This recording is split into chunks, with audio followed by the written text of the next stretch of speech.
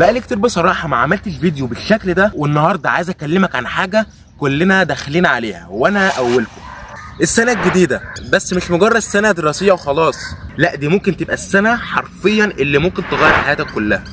ازيك يا فورما؟ عامل ايه؟ يا رب تكون بخير، يا رب تكون بتروح الجيم، يا رب تكون راضي عن جسمك وراضي عن حياتك يا رب. وانا حوش اخوكم، والنهارده بقى فيديو مختلف غير اي فيديو عدى قبل كده. هنتكلم عن اهم 7 نقاط حرفيا تطبقهم في بدايه السنه الدراسيه الجديده.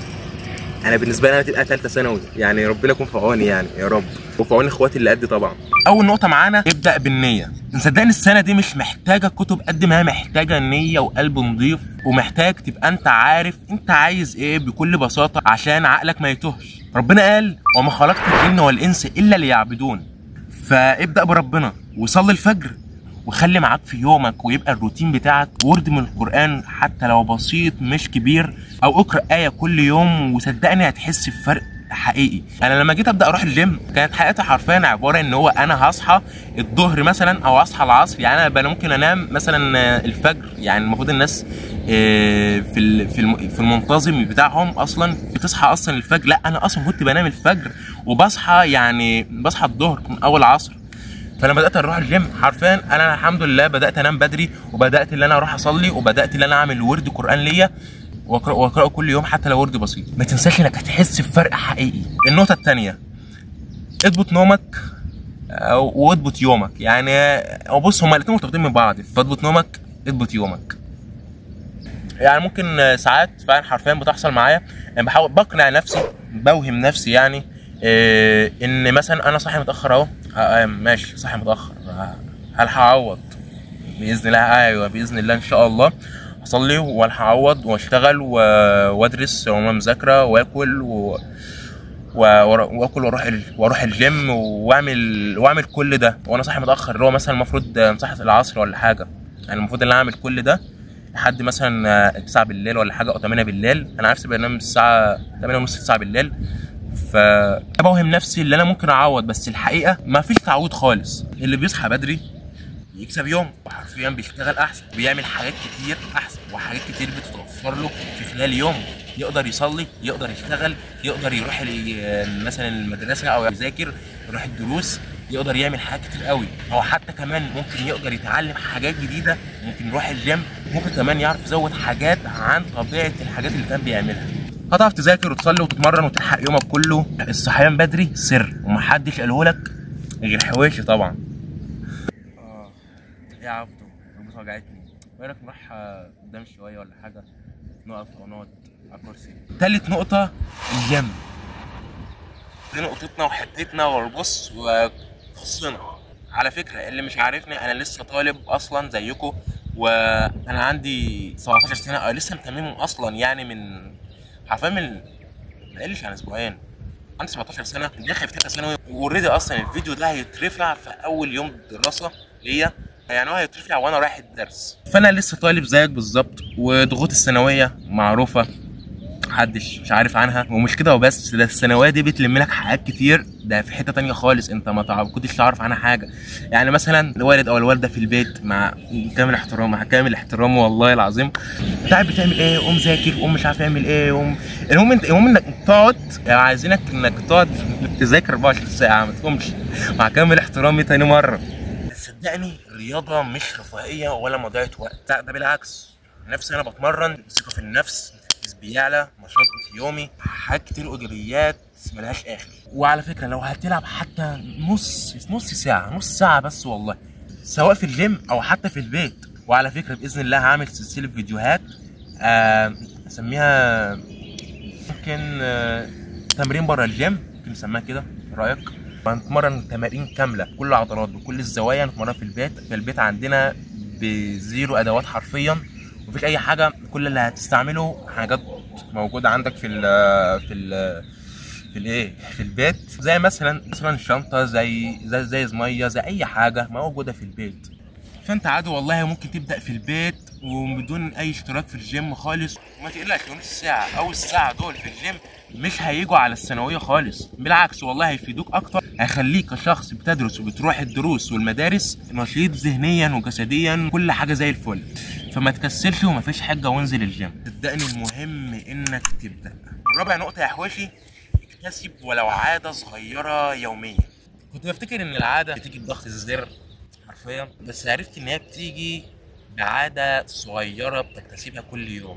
كوبايه ميه على الريق، ورد قران، ربع ساعه مراجعه في اهدافك اللي عايز تحققها مستقبليا او حتى يوميا. صدقني الحاجات دي بتبنيك بدون ما تحس، فابدا وكمل وما تقلقش.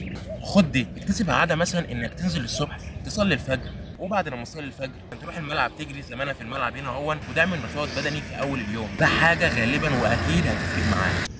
او ممكن كمان تبدا تقرا ولو 3 أو 4 صفح او 5 صفح في اليوم، ولو انت مش من الناس اللي بتحب القراءه كتير ف عادي على فكره، ممكن تبدا مثلا بصفحه ولا حاجه او صفحتين، والموضوع ده لو انت استمريت عليه انت تحب حرفيا القراءه. وانا حرفيا والله انا ما كنتش بحب القراءه اصلا، انا كنت بميل من القراءه، يعني اصلا الكتب اللي كانت في الدراسه انا ما كنتش بحب اقراها اصلا. بس لما بدات ان انا اتعود على قراءه الكتب ولو مثلا صفحه يوميا، والله بدات احب اصلا قراءه الكتب، وحتى اشتريت اونلاين كتب وفادتني جدا. بالمناسبه الكتاب ده اسمه رسائل من القرآن، فبصراحة الكتاب ده حلو قوي، فلو انت عايز تجيبه في دماغك صدقني هيفيدك قوي، وما تترددش لو انت هتجيبه او هتقرا كتاب عموما، مش شرط ده، بس هو جميل قوي. ملاحظ ان انا مش مركب مايك خالص، مايك هناك اهون بس انا مش مركبه، لان ايه فينا معايا تليفونين، التليفون اللي بيصور دون ما فيهوش بيسموه ايه يا العبد، المخرج بتاع المايك نفسه مش موجود، باين له مايك معين او مش عارف وده برضه هو له هنا المخرج بتاع المايك، بس للاسف الكاميرا مش احسن حاجه، لكن فاحنا ضحينا بالمايك دلوقتي، فعشان كده انا اضطريت ان اعمل الفيديو ده وانا قريب من الكاميرا. خامس نقطه، اعمل مخطط قدامك واضح. اعمل جدول بسيط، مش لازم تكتب كل ثانيه في يومك، بس تبقى عارف بالذات هتذاكر امتى، وحاطط مواعيد النوم امتى، وحاطط مواعيد الجيم امتى، وكل الاشغال اللي بتعملها في خلال يومك المفروض تكون كاتبها ومدونها في المذكره بتاعتك، علشان تكون كل حاجه قدامك واضحه، مش لسه هتفكر انا هعمل ايه، انا اروح الجيم امتى، الساعه كام، طب انام امتى، لا يكون كل حاجه اصلا موجوده عندك، انك اهو هتقوم من النوم كل حاجه مكتوبه عندك.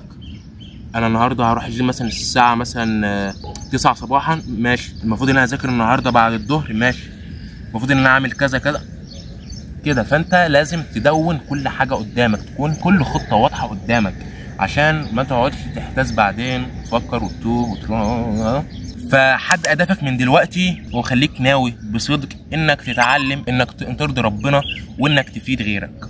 على فكره ال7 نقط اللي انا اخترتهم النهارده دول هو مش بالبركه كده انا قلت ال7 نقط هقدمهم، لا هو فعلا ال7 نقط دول انا حاسس اللي هم جم معايا. سادس نقطه، بعرف طريقه دماغك، بتذاكر ازاي، بتحفظ ازاي، وايه المعامله المفروض تعامل دماغك بيها وانت بتذاكر. يعني مثلا ممكن واحد بيحفظ لما بيقرا المعلومه كتير، يقرا المعلومه كتير قوي ويقعد يكررها كتير قوي. ممكن واحد يحفظ من اقل حاجه من مرتين او 3. ممكن واحد يحفظ عن طريق ان واحد يفهمها له تاني الحته دي ازاي وبتاع والكلام دون، فهو بيفهمها الاول وبعدين يحفظها، فبتبقى الحفظ اللي عنده في دماغه بتبقى فهم، فهو عارف هيعرف يجيبها باي اسلوب تاني. والمذاكره مش بس كتب في الدراسه، انت ممكن تتعلم من فيديوهات، من كتب بعيده عن الدراسه يعني، او صحابك، بس المهم انك تفهم. من اهم الحاجات اللي هقولها دلوقتي وهي النقطه ال7، نظف دايرتك. دي من اهم النقط فعلا والله، المفروض تتك عليها. وانا والله للاسف لحد ما يعني من فتره كبيره كنت يعني دايرتي الناس اللي محاطه بيا مش احسن حاجه، سوء اختيار انا يعني انا اتحمل. فانت اختار اللي حواليك هيقعدوا يشتكوا، انت هتشتكي زيهم، اللي هيشتغلوا انت بالتالي هتشتغل معاهم وهتحب الموضوع. بص، حتى صوتك اللي جواك داخلي، صوتك اللي جواك محتاج تعديل، يعني يا رب تكون تفهمها. كل ما تقول انا مش قادر قول هحاول، كل ما تكون مش فاهم قول هدور وافهم. فهو دي التعديل بحد ذاته، ويا رب تكون فهمت النقطه دي. السنه دي انا داخلها بنيه مختلفه تماما، مش عايز اطلع بنجاح دراسي بس، انا عايز اطلع منها شخص تاني اقوى، اوعى، اقرب لربنا. مش هقولك اني فاهم كل حاجه، بس هقولك اني بتعلم وبشارك معاك يا حويشي طبعا. فانت ايه رايك؟ نبدا السنه دي بقى بقوه ولا ايه؟ ماشي معايا؟ يلا بينا. سلام. استنى باذن الله في الايام اللي جايه، الفتره اللي جايه عموما هبدا افيدكم في حاجه اكبر، وان شاء الله هتعجبكم وبس.